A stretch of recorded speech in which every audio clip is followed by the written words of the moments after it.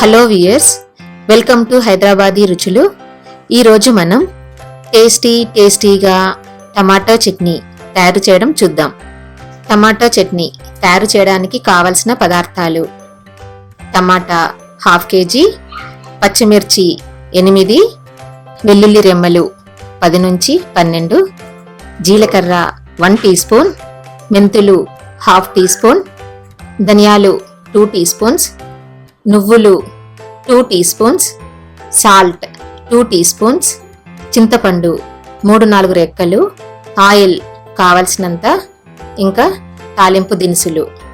ఒక ప్యాన్లో 1 tea spoon oil తీసుకుని వేడెక్కిన తర్వాత 1 టీ స్పూన్ జీలకర్ర, ½ టీ స్పూన్ మెంతులు, 2 టీ స్పూన్స్ ధనియాలు, 2 టీ స్పూన్స్ నువ్వులు వేసుకుని బాగా వేగే వరకు వేయించుకోవాలి.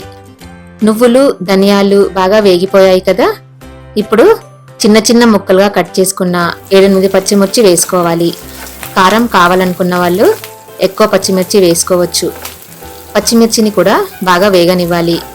ఇప్పుడు 10 నుండి 12 వెల్లుల్లి రెమ్మలు వేసుకుని 1 నిమిషం వేగిన తర్వాత ఒక ప్లేట్లోకి తీసుకుని చల్లారనివ్వాలి. అదే ప్యాన్లో 1 టీ స్పూన్ ఆయిల్ వేసుకుని వేడెక్కిన తర్వాత చిన్న ముక్కలుగా కట్ చేసుకున్న టమాటాల్ని వేసుకోవాలి. టమాటాల్ని బాగా వేగనివ్వాలి. ఈ చట్నీలో మనం నువ్వులు ధనియాలు వేస్తున్నాం కదా, చాలా టేస్టీగా ఉంటుంది.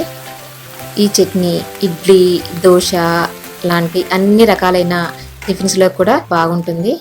రైస్లోకి అయితే ఇంకా బాగుంటుంది. టమాటాల్లోంచి నీళ్ళు వస్తున్నాయి కదా, ఆ నీళ్ళతోనే ఉడకనివ్వాలి. ఇంకా నీళ్ళు యాడ్ చేయకూడదు. టమాటా బాగా ఉడికి మెత్తబడే వరకు ఉడకనివ్వాలి. టమాటాలు బాగా మెత్తబడిపోయాయి కదా, స్టవ్ ఆఫ్ చేసుకుని ఉడికిన టమాటాని బాగా చల్లారనివ్వాలి. ఈలోపు ఇందాక మనం పచ్చిమిర్చి జీలకర్ర అవి వేయించుకున్నాం కదా, వాటిని మెత్తగా గ్రైండ్ చేసి పెట్టుకుందాము. వీటన్నిటిని మిక్సీ జార్లో వేసుకుని 2 టీ స్పూన్స్ సాల్ట్ వేసుకుని 3-4 రెక్కల చింతపండుని నీళ్ళల్లో కడిగి దీంట్లో వేసుకుని మెత్తగా గ్రైండ్ చేసుకోవాలి.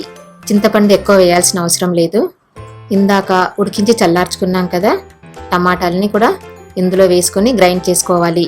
ఇప్పుడు తాలింపు వేసుకుందాము. ఒక ప్యాన్లో 2 టేబుల్ స్పూన్స్ ఆయిల్ వేసుకుని వేడెక్కిన తర్వాత 1 టీ స్పూన్ ఆవాలు, 1 టీ స్పూన్ జీలకర్ర, ముక్కలుగా కట్ చేసుకున్న 3 ఎండుమిర్చి వేసుకుని వేగిన తర్వాత 2 రెమ్మలు కరివేపాకు వేసుకుని 1/2 టీ స్పూన్ పసుపు వేసుకుని కలుపుకోవాలి. ఇప్పుడు దీంట్లో ఇందాక మనం గ్రైండ్ చేసుకున్న టమాటా చట్నీని వేసుకుని బాగా కలుపుకోవాలి. సాల్ట్ టేస్ట్ చూసుకుని కావాలంటే ఇంకా యాడ్ చేసుకోవచ్చు. చూస్తున్నారు కదా, ఎంతో టేస్టీగా టమాటా చట్నీ రెడీ అయిపోయింది. ఈ చట్నీ ఏ బ్రేక్ఫాస్ట్లోకైనా బాగుంటుంది.